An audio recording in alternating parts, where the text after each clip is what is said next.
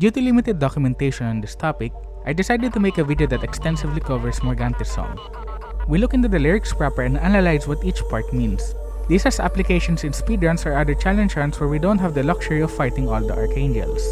After that, we'll discuss the mirror which unlocks the final station. We'll also talk about Morgante Song Skip, a widely used speedrunning glitch that allows you to bypass certain cutscenes and loading transitions. Lastly, we'll briefly explore cut content related to Morgante Song. After defeating Morgante during the tutorial segment, she sings you a song that points to the final station, Knightsbridge Station, and where you need to go to beat the game. To collect more song parts, you need to defeat archangels, not counting Shining Koneko or the bosses in the Fear of the Unknown DLC. There are 8 song parts to collect, but the island has 9 archangels that help with unlocking the song, so upon defeating all 9 of them, your partner, or Kaylee if you're with Barkley, will solve the location for you.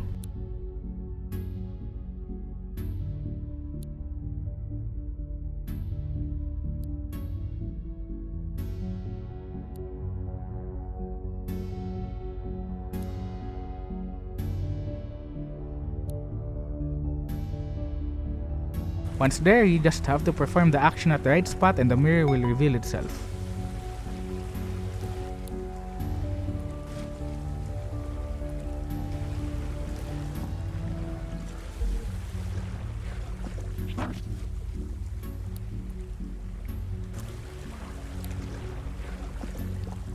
You need to finish the intermission. That is, unlock 4 song parts, have a chat with Aleph, and escape the dead world in order to use the mirror. If you try to unlock it earlier than that, like through accident, the mirror will appear but the player character doesn't know what to do with it. You also can't enter if your current partner is still at relationship level 0.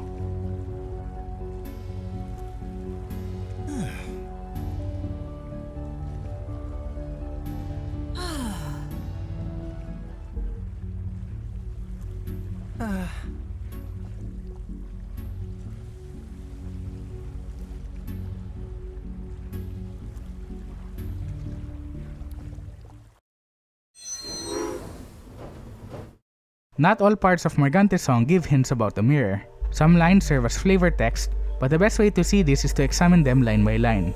The first 2 lines we get for free are just flavor text. They contain no information about the mirror's location. The next line, which is marked as the first song part, tells you whether or not it's on the west or east side of the map, based on this dividing line. The second song part is just flavor text. The third song part tells us if it's on the north or south part, determined by this dividing line. As such, from the first 3 song parts, we can identify the quadrant where we can find a mirror. The fourth song part describes the biome features near the mirror location. Even though there are 9 possible biome descriptions, 2 of them aren't used. I've highlighted keywords to look out for when you're playing in English. Note that some mirror locations share the same biome features. In some quadrants, the biome is more than enough information to pinpoint the mirror's location. At this point, we already have 4 song parts, so we can just get through the intermission and brute force the action required.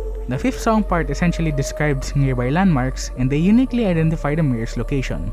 So even if you don't look at the first few lyrics, as long as you pay attention to this specific verse, you can pinpoint the mirror's exact location.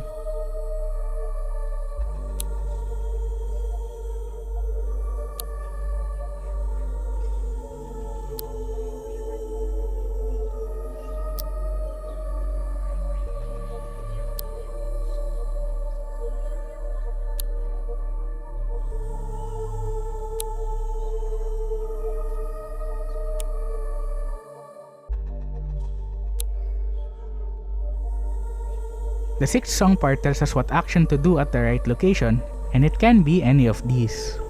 We'll go into the details later on. The last 2 song parts are flavor text that reinforce that we must perform the right action at the right location to unlock the mirror to the final station.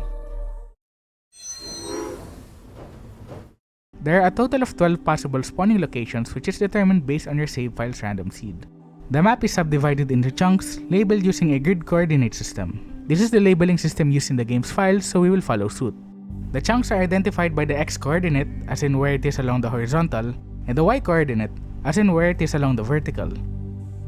For instance, this chunk over here is labeled 2, -3, with x-coordinate 2 and y-coordinate -3. And here are all 12 mirror locations. As far as I can tell, this was first documented over on the speedrunning channel of the Bitten Studio Discord server before the wiki page for Knightsbridge Station existed. We'll go over each of them using a mod I created to show the collision boxes. So long as you're standing within the area, performing the correct action will unlock the mirror.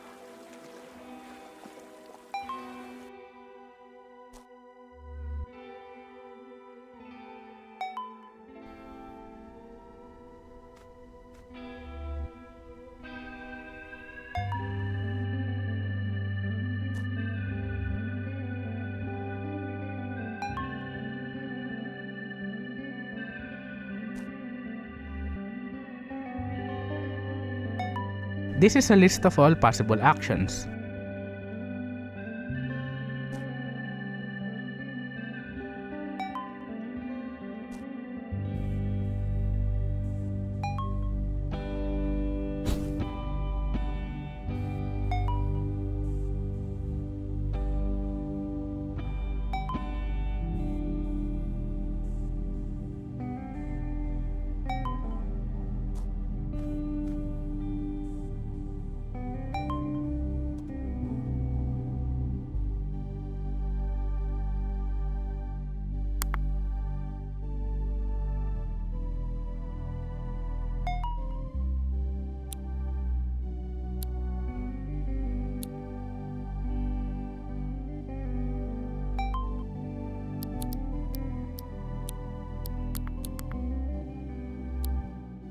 With 12 locations and 9 actions, we end up with 108 possible combinations.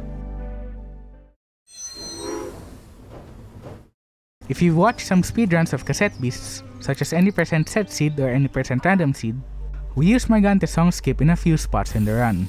First, Ayanti Skip, which skips the cutscene of Ayanti beating up a rogue fusion.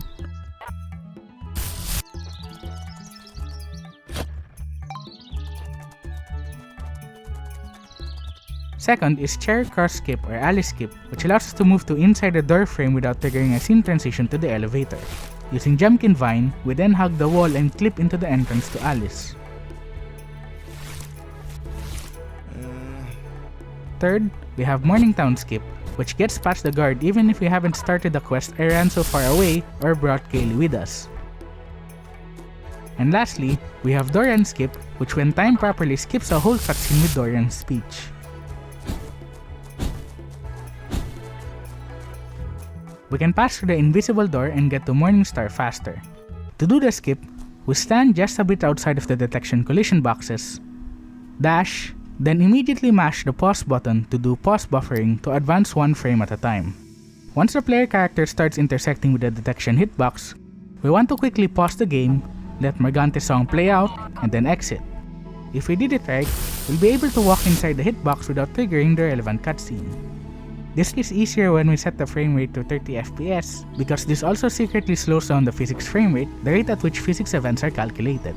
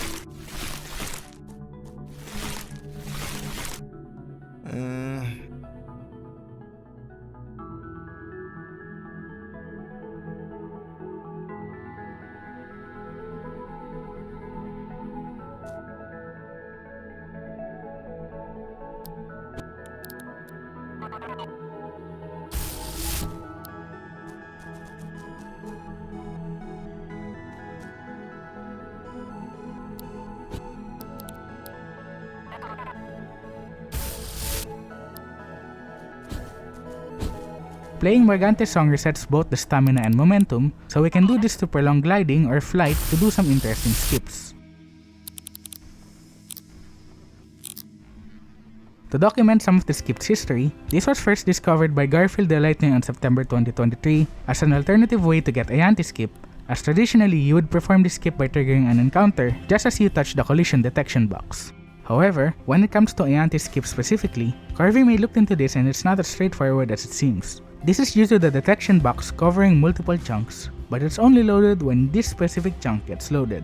As a result, you have to account for chunk loading, and so there are only a couple spots where you can successfully use Morgante Song to do a anti-skip. Not long after, I managed to find a way to do Morningtown Skip. This initial skip involves jumping and taking advantage of the momentum getting reset upon transitioning back, though a better version was eventually discovered by Orby, and the current version uses a visual cue on when you should play the song. It's right around this time when Dorian's skip was first found by Orby. Also, it turns out this skip is easier to do on 30 FPS compared to 60 FPS, and Corvey may confirm from testing that the framerate setting also affects the physics engine. As a speedrunner, and someone who spent a lot of time modding the game, I think I have a good idea of why this works, but since I didn't make the game or the engine used to make it, you should take my explanation with a grain of salt. Opening Morgante Song is a scene transition, in that instead of just being a thing that displays on top of everything else, we switch whatever the current scene is, which is the overworld, move to the scene used for Morgante Song, and then return to the current scene. Cassette Beasts is made with Godot 3.5.1, so let's look into implementation specifics, but I'll try my best to describe it so that you can follow along even if you're not familiar with this engine. These detection collision boxes are usually implemented through an area node, which detects if an object enters, or exits, the enclosed region. The node can also tell what object did so. It is also possible to filter objects so that only those of a certain type can trigger them. The game uses a custom implementation of the area node that only detects the player and can trigger some cutscenes if a player enters a detected area. Area nodes detect objects every frame based on the physics engine's framerate. However, area nodes only register detections one frame after. Setting the game to run at 30 FPS happens to also affect the physics engine, which is helpful because Morgante Song Skip is frame perfect. In one frame, the player's collision shape is outside the detection area, and in the next frame they intersect. One frame after that, the area node registers the intersection. In this one frame window, we have time to pause the game before the detection happens and the cutscene plays out. While the game is paused, all processes, as in all calculations that happen every frame, stop, but we can still navigate through menus. Opening the pause menu isn't a scene transition as it's just an overlay, so once we close it, the rest of the game unpauses and the cutscene still plays as expected. Now we force a scene transition by playing Morgante Song. When this happens, the current scene, which is what we see in the overworld, is removed from the scene tree, meaning it's not being processed, but it still exists in memory. The scene for Morgante Song is added into the root as the main scene and it plays out. Upon closing, we transition back and now the old scene returns back as the main scene. At this point, the game doesn't remember that it's supposed to be performing a collision check since it got removed from the scene tree before it happened. Every single node from the previous scene readies itself again, like initialize their current state, but the part that does the detection only starts processing things long after the player has been put back in to where it should be. The cutscene doesn't trigger since it only happens if the area node detects the player object, but it doesn't redetect anything that's already inside of it. This, I believe, is why Morgante Song Skip works. This is also why you can skip the Ayanti cutscene with an encounter. Starting a battle serves the same role of replacing the current scene. It seems like there were originally 14 mirror locations, but only 12 made it into the final release. One of those locations is over on Dieville Island.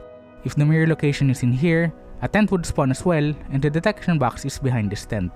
The second cut mirror location is near the gate at Harbor Town outskirts, but the mirror isn't present in its chunk.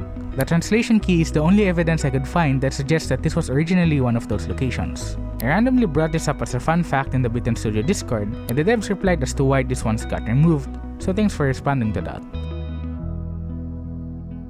Still, we can make a best guess as to what properties these two locations have and what the song should look like.